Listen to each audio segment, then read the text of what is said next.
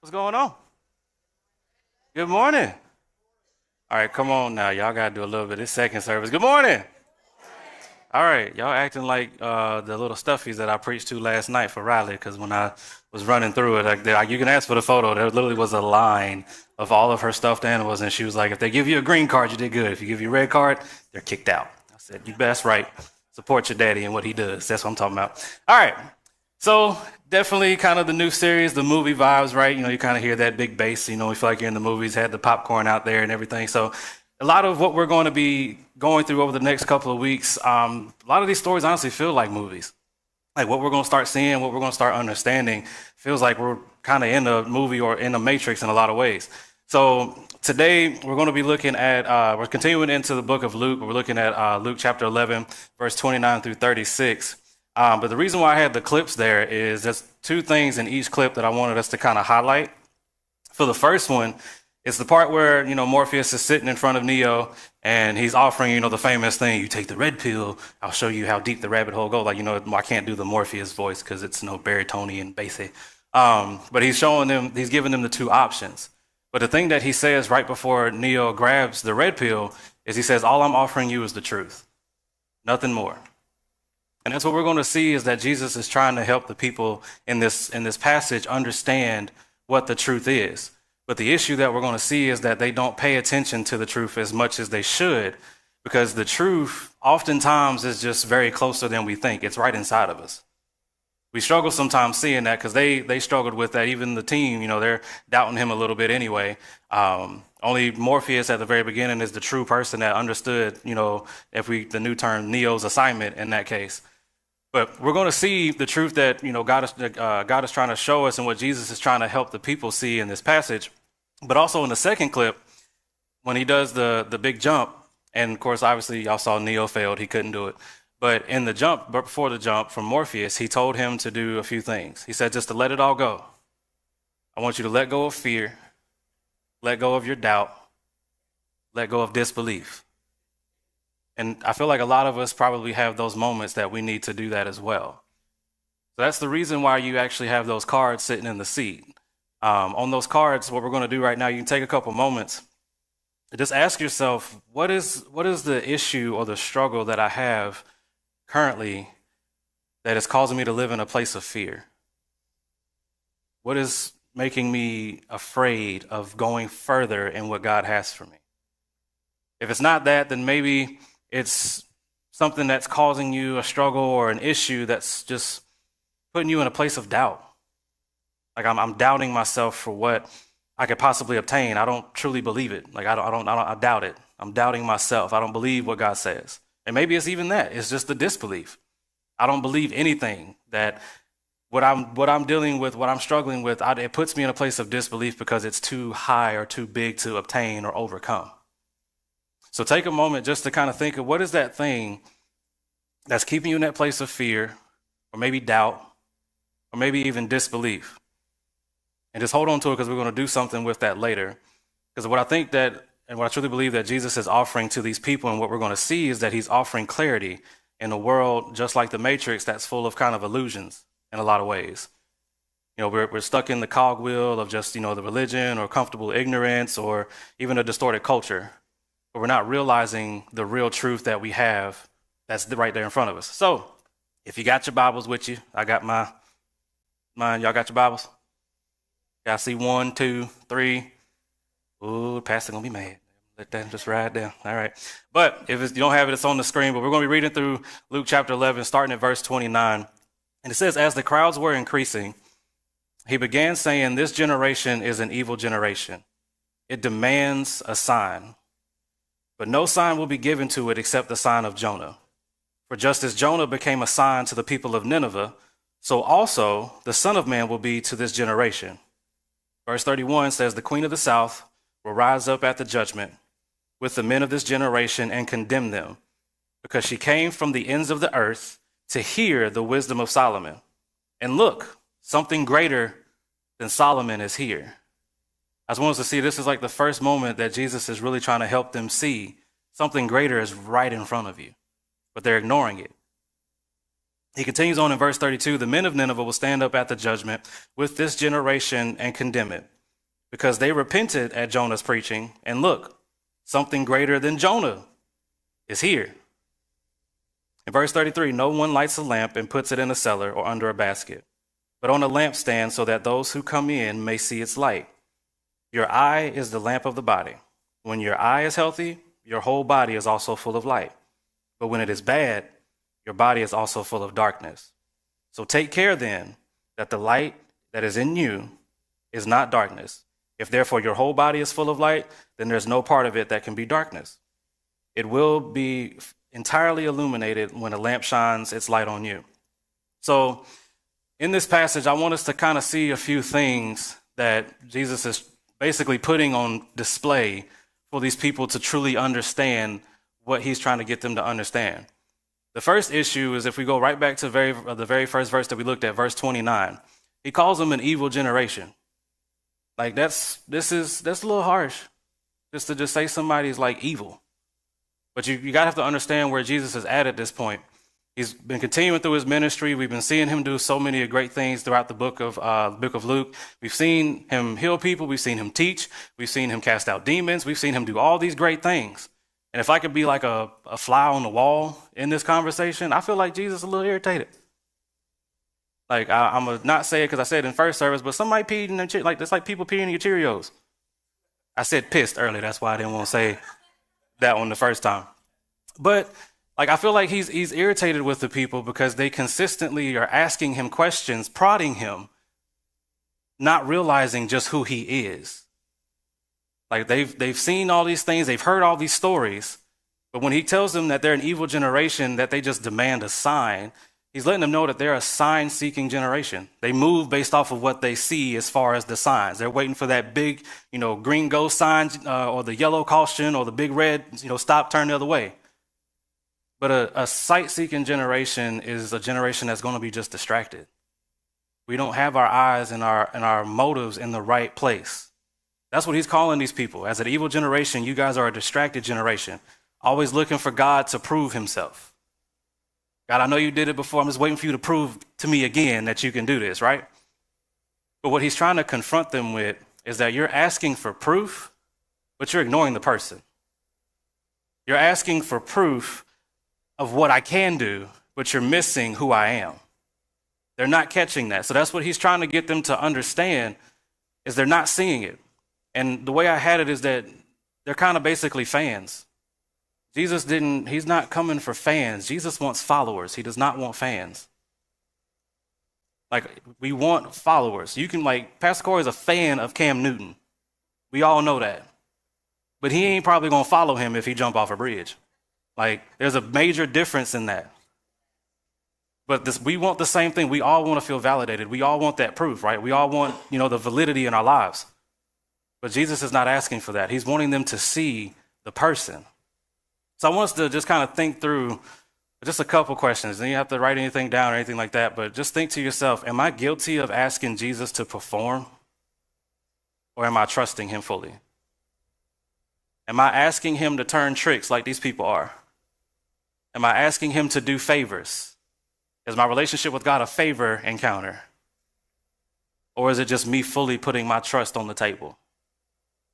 Or if you can ask, am I really following Jesus? Or am I following what he can do for me? Am I following what he's done in the past, knowing he's just always going to be there? He says he'll never leave us nor forsake us. Am I just following what I've heard? Or am I following him? That's what he's trying to get the people here to see. And he continues in that when he goes to the second half of that. After calling them an evil generation that demands a sign, he says, but no sign will be given to it except the sign of Jonah. Just as Jonah became a sign to the people of Nineveh, so also the Son of Man will be to this generation. What Jesus is mentioning here is a parallel that they probably know but are missing. So a lot of us, depending upon your Sunday school, some of y'all might still be Sunday school teachers in ways, so I'm not going to dog nobody's teaching. But, the base story that we know of Jonah is, Jonah was a man. He got tossed off a boat, got thrown in the water, ate by a big old fish or whale, depending upon, what your Sunday school teacher taught you. And, eventually got spit out and did what he was supposed to do, right? There's a lot of parallels that are happening in that part. Because if you read through the book of Jonah, it's a very short book to read. It's like, I think 4 or 5, maybe even max 6 chapters. But in chapter 2, this is the part where Jonah has been tossed off the boat and he is sinking down what he calls the depth or the Sheol. The Sheol in the Old Testament is a reference to the realm of the dead. So it literally translates to the grave or the pit. So Jonah, in his prayer time, as he's praying to God, and if you read through, he's doing a lot of things. There's a lot that we got to see about Jonah. But Jesus is highlighting is that Jonah, in a lot of ways, was resurrection. He had his own resurrection of being in the whale or in the fish for 3 days and 3 nights and then being spit out. But what Jesus is trying to tell him, he said, first of all, the greater Jonah is right here in your face. I'm right here. Reason why is because my resurrection is the only sign that you truly are going to need. So when he says, just like the people of Nineveh saw Jonah, the better resurrection, the greater Jonah is right here. So he's giving them a context of what they know, but showing them, I'm right here. So what I think is just truly interesting about that is that we often, the way I had it is that we want validation, but we miss transformation. We miss the opportunity because we're waiting for this big moment, not realizing what's right in front of us. I mean, we all want to be, everybody wants to be right. Even all the men in here who are married definitely won't be right. Sorry. I mean, it's not always the case. You want value, but even outside of that, you want validation. You want like people to say you did a good job, you did this. You want validation, but you want that. But are we willing to forsake our transformation, living our lives differently because we just want somebody to tell us something we can hear and can't carry it home?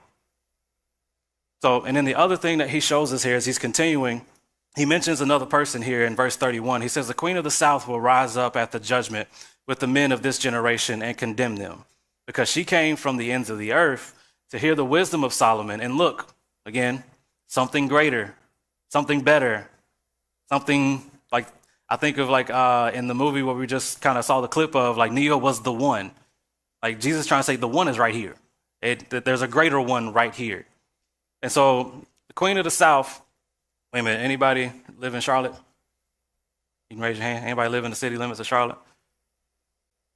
Okay, see, we're getting better. It was 1 in first service, 2 in 2 service. Remember, we had 3 in the next one. Queen of the South is not Charlotte, North Carolina, though. I'm sorry. That's not who he's referencing. Just wanted to let y'all know. But the Queen of the South that he's referencing here is actually the Queen of Sheba.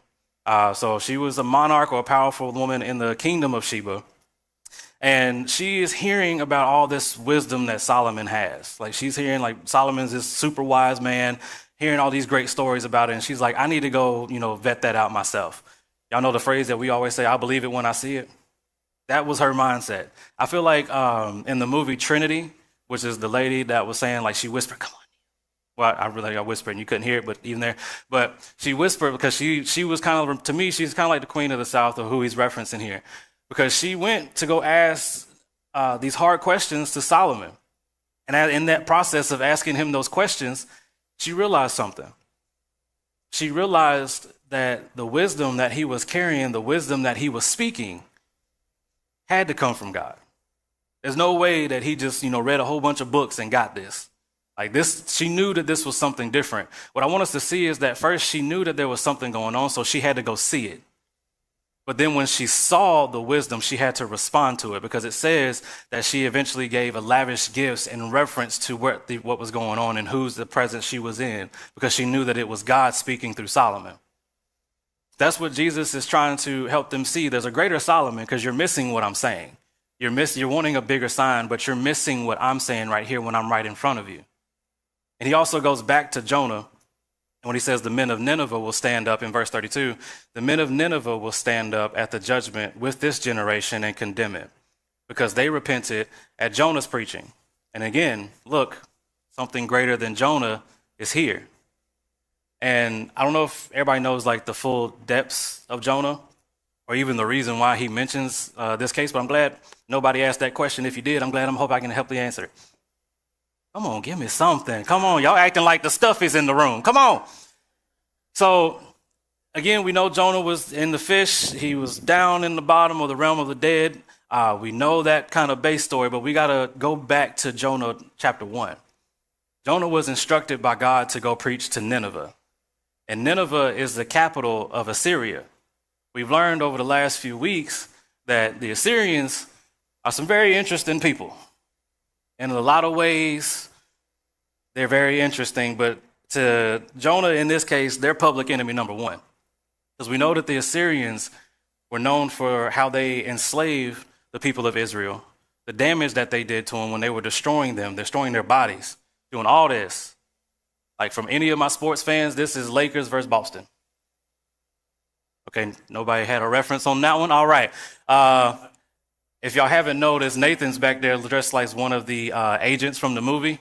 He's a Baltimore fan, and I was hoping the rest of his family was in here just so I could say this. This is Pittsburgh versus Baltimore.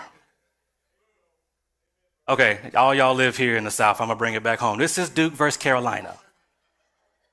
But this, I want us to see the magnitude of why Jonah did not want to do what God told him to do. So much so, there's a map that I want y'all to see. All right, so there's a map that's going to pop up on the screen, but I want you guys to see something in the process of this. So Jonah is at point A, right? He gets the instruction from God. He says, I want you to go to Nineveh to preach to them about repenting. Nineveh is at point B. Everybody see it? Cool. Do you see any body of water between point A to point B? No. Jonah got on a boat, meaning he needed to get on water. This is why he was so reluctant, because of what he knew about the Assyrians. He said, instead of zigging, I'm a zag, God. Jonah went so far left, he went to Tarshish, which is point C. Also, another good thing to note is that Tarshish, of course, is in modern-day Spain right now. But Jonah went so far left, this is the furthest point left that anybody knows of during this time. So instead of doing what God had called him and instructed him to do, he went to the furthest point left that anybody ever knew of. He fled. He was so reluctant about it, about doing what God had told him to do, that even when he, we know the rest of the story, he got eaten by the fish after he got tossed off. They realized what was the issue when they cast lots to try to figure out why the boat was so rocky during the storm. They throw him overboard. The storm immediately stops. He falls all the way down to the realm of the dead, gets spit back out, and then eventually goes and do what he's supposed to do. When he gets to Nineveh, he preaches them one famous line. In 40 days, y'all gonna die. It says in 40 days, y'all gonna be destroyed. And then he walks off. He was so reluctant about what God had told him to do. The reason why Jesus is mentioning this is because Jesus is trying to help them understand, again, he's the greater Jonah, because just as Jonah was so reluctant about doing what God had told him to do, Jesus was willing. Jesus put his name on the stamp and said, I will do everything that you instruct me to do. That's why he's letting them know that the greater Jonah is right in your face. He's trying to help them see that, but they're missing it. Kind of like we were talking about earlier, the people in the Matrix, they were missing the real thing about Neo. They didn't really know, they weren't fully, with it, right? And I think Trinity was like the queen of the South. She started to get it if you watch the beginning of the movie, or if you know about the movie, when they get him in the car, I'm talking about Neo, when they get him in the car and she got RBF through the whole movie, honestly, I ain't gonna lie. There's a particular part where he's sitting there and she hits him with the little spear thing to pull the thing out. Y'all can watch the movie, it's a little graphic and there's some kids in here, so I ain't trying to go too far with it. But I feel like that's what she was, because she had that I believe it when I see it type of mentality. When she started to see what was happening, she started to truly believe. And that's what Jesus is trying to help them see. Stop looking for the big sign. I'm right here. Don't worry about the proof. Find the person. And so as we're continuing in this, the last part that I really want us to kind of really hang our hat on here is what starts in verse 33. Verse 33, he's already been telling them, hey, I'm right here. Stop ignoring looking for this big giant thing. But now he's trying to help them now see how they can change their perspective or change and shift their mindset. Like even when Morpheus said, free your mind, let all that fear out, that doubt, that disbelief. He's trying to help them with this next part. He says, no one lights a lamp. This is verse 33. No one lights a lamp and puts it in the cellar or under a basket, but you put it on a lampstand so that those who come in may see its light. Verse 34, your eye is the lamp of the body. When your eye is healthy, your whole body is also full of light. But when it is bad, your body is also full of darkness. So take care then that the light in you is not darkness. If therefore your whole body is full of light, with no part of it being darkness, it will entirely be illuminated as a lamp shines in the light on you.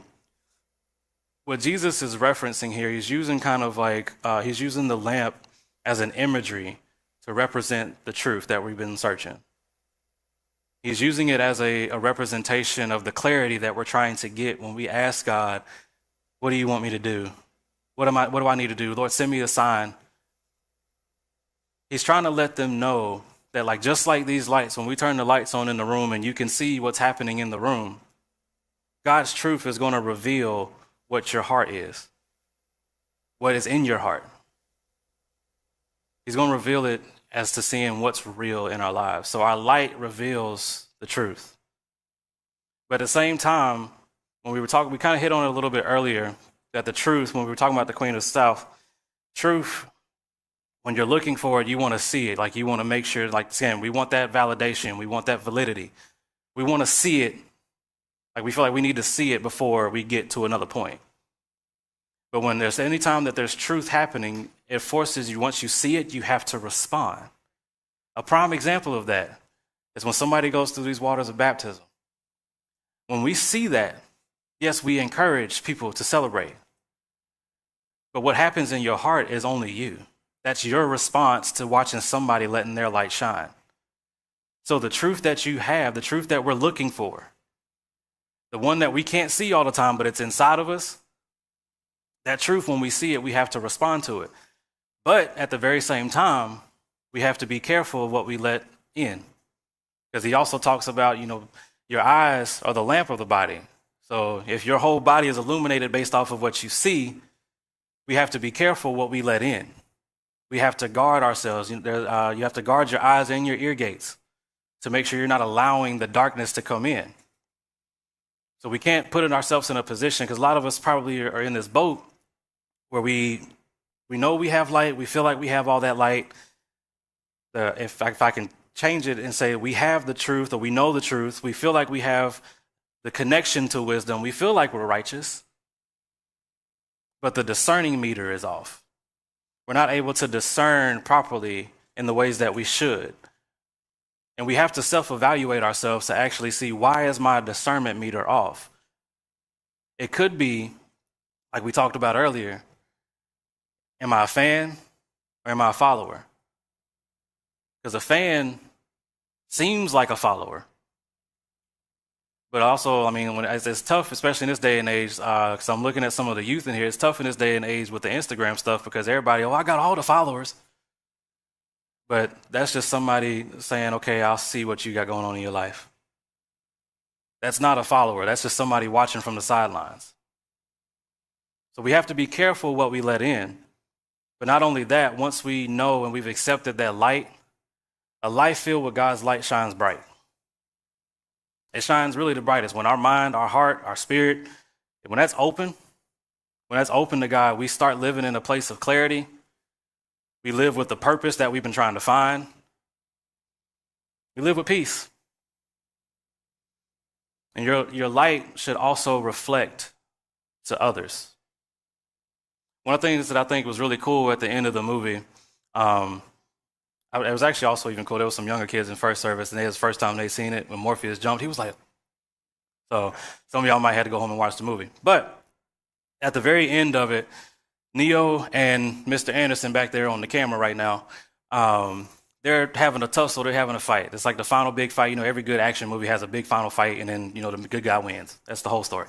But specifically, there's some things I want us to see. So he's fighting with the agent, and he thinks that the agent's defeated. And again, the subway, I think he jumps off the subway after he realizes who he is. He says, my name is Neo, when he calls him Mr. Anderson. He jumps off the subway, and the agent gets hit. But then the agent comes out the subway, and he's like, agent won't go away. So he runs. Now, I want to say he fled like Jonah, but I feel like it's a little bit different for him, because I want to say that he went back to where he needed to go, because he knew he could pick up that phone and he would be taken out of the darkness. But he ran to Jesus in this context. So again, are we fans or followers? Are we following back knowing that we've drifted away? Just like Neo when he was running back to get to that phone so he can get out. But of course, it doesn't work out that way. You got to have a little cliffhanger at the very end. Doesn't work out that way. He opens the door, the agent's right there, puts 2 in his chest. Neo dies just like Jonah, just like Jesus. He's in what we would consider the realm of the dead. He's in that grave, he's in that pit. But it's Trinity in the movie who lets her light shine through, because she already believed what was in Neo. She let her light shine to speak life into him. And my challenge to ask you is, do we do that often enough? When we know that for those of us that have accepted salvation or a child of God, we know that we have that light, but do we let that shine for other people to respond to? She does that, and he eventually rises up, and he's fighting the last little fight, and that's when everybody's like, okay, he's the one. Like when I was a kid, I was like super excited, like, oh, he's about to tear him up. So he starts fighting with the agent with one hand, and then the bullets come at him, and he stops him. Like he's doing all these crazy things. But the very end part is he jumps into the agent. I can't explain what was happening inside that, because if you watch the movie, you know all them this codes, so all that stuff was just happening crazy. I don't know. But what ends up happening is that the light was so bright and whatever he was doing was so strong that the agent couldn't handle the light and it exploded. So much so the other 2 agents that was with the other main agent, they had to keep their hands over their eyes because they couldn't handle the light. And then like the really cool part was like, you know, when he flexes at the end and the whole walls vibrate. Like, yeah, okay. But when he flexes, it made me think, do we do that with our light? Do we flex when somebody who may have had a bad day, do we instead, you know, say, oh, they having a bad day, don't talk to them. Somebody did something to their Cheerios. Or instead, do we actually flex and let our light shine to help them respond to the light? Do we actually take that time to do that? So I do think, especially with the cards that we wrote down, we're going to do something in a second, but there's really something specific I want us to do. There is, again, the truth that we're looking for. When we see it, we have to respond to it. Jesus, this whole time in this passage, is just trying to help these people understand who's right in front of them. And he gives them instructions to say, hey, let your light shine. That's a whole different breed of person, because that's a follower, that's not a fan. But at the same time, we have to be guarded of the darkness to not be in spiritual blindness or self-deception. So I can tell you one thing, there's never going to be an issue that there is no light. There is no Jesus, there is no truth. That's never the case. But for some of us today, the issue is that our heart isn't fully ready to receive the light that he has for us. We haven't put the full, okay, God, I'm just going to trust you. I'm going to believe you. I'm not going to hold on to this fear, but instead, I want to give you my life so I can begin my process and learn how to be a better follower. Maybe it's different for somebody else. Maybe it's, okay, I have that light. I know it's not an issue that it's not there, but maybe it's the heart is not willing to do what God has told you to do. Because what he's told you to do is, yes, you have that light, but are you letting it shine for other people to see it? Have you publicly declared that your light is there? Because maybe for you then, that next step is to be over here and getting baptized so everybody can see the light that's within you. So now they get an opportunity to respond to it. Or maybe it's the last one. It's a little bit different. We have the salvation, we have the light. We've accepted and let everybody know that that light is in us by being baptized. But we've realized in our self-assessment that we're continuously falling back to becoming fans. We're not truly following in the way that we should. We're wrapped up too much in the issue of fear, of doubt, of disbelief. Whatever you wrote on your card, you realize that's been holding you back from being a full follower, and you've realized you've been a fan. For all of us, it's time to flex that light. If we need to receive that light, if we need to flex it so the world can see it, Or some of us just need to have that light reignited. That pilot light is just barely there, but we need to reignite it. So what I want us to do, everybody can stand.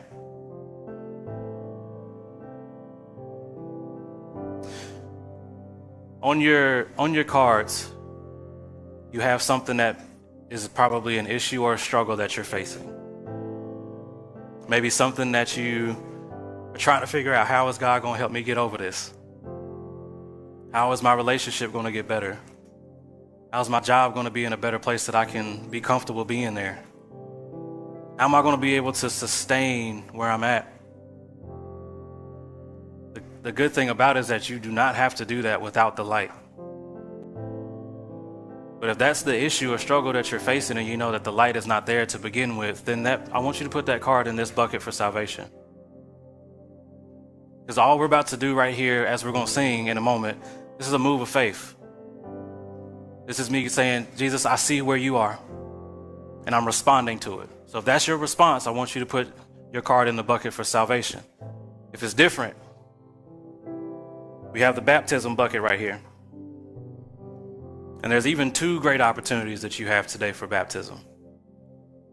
If you say, I can't wait any longer, God's been pulling on me for too long and I need to respond, and I need to do it today, I need to do it right now, our baptism team is ready. That water's ready, it's warm, I've been told. Not fully sure, but just trust God on it. Or I want to also throw the invitation out for our open air baptism later this afternoon at 3. It's 2 options that we have, but if God is pulling on that string, saying what you've been dealing with, yeah, you're getting there, but I need you to let people know about me. I need you to let the light in you shine brighter than it has. And I haven't taken that step. I want you to put it in this bucket for baptism. And if it's for the rest of us, this last bucket is just for that full follower. Been a fan for either too long, or recently I realized I've been a fan. I haven't I've put my yes on the table. I've declared my light is there. I've let everybody see it, but I'm letting the world crash me down. I'm not receiving what's right in front of me.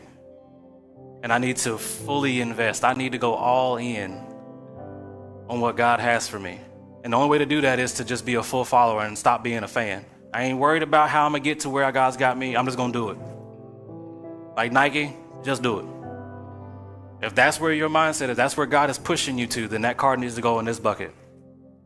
Regardless, though, we're all going to leave here better than the way that we came in. Because we're knowing that there's a truth that we cannot hide anymore. There's a truth that we have to accept, and we got to take that next step.